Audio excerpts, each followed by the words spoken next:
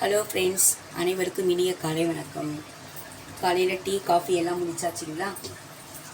Okay. என்ன உங்கள் வீட்டில் மெனு? Morning breakfast.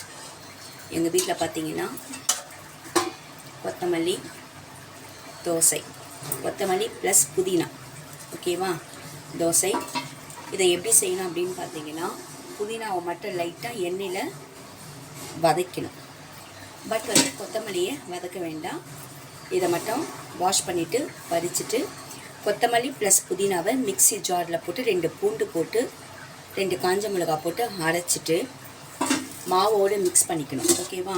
மாவோடு மிக்ஸ் பண்ணிவிட்டு தோசை ஊற்றினா தோசை ரெடி.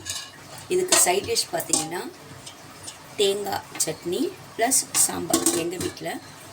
பட் இதுக்கு நம்ம கார சட்னியாக வச்சுக்கலாம் அண்ட் வேர்க்கடலை சட்னியாக வச்சுக்கலாம். சூப்பராக இருக்கும். நீங்கள்